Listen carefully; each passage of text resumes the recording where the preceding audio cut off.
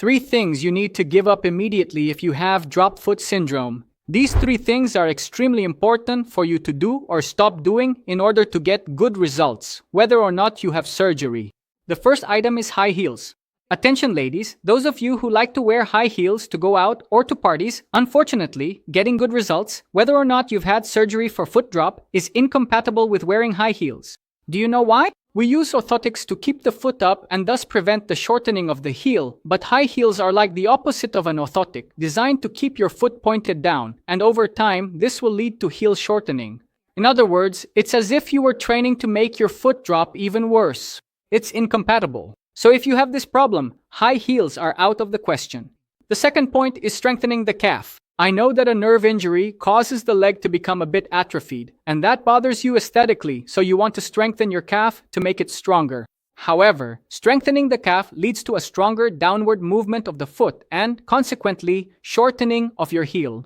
In other words, you're working against what you actually want, which is to pull your foot upward. Therefore, especially for patients after foot drop surgery with a tendon transfer, I do not recommend calf exercises at the gym. But doctor, does that mean I'll never be able to exercise then? Of course not. When you walk, you strengthen your calf, but you do it in a healthier way, demanding only the amount of movement and strength you need for walking. But when you do weight training, you end up lifting weight in a much more intense way and performing a movement that isn't natural. It's not a movement you actually need in your daily life. So, you need to weigh your options. What do you want?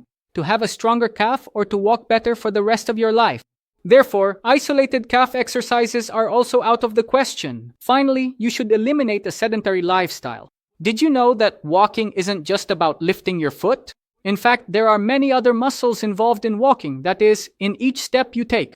The muscle that lifts your foot helps you take a step and not trip over the ground. However, when you step down, you need to use your calf muscle. When you straighten your leg, you use your quadriceps in your thigh.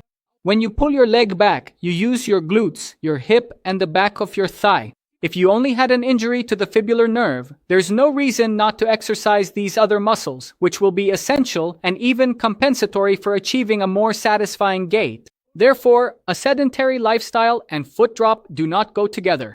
If you want to have a good outcome, with or without surgery, to walk better, do physical exercises. It will make a total difference in your final result.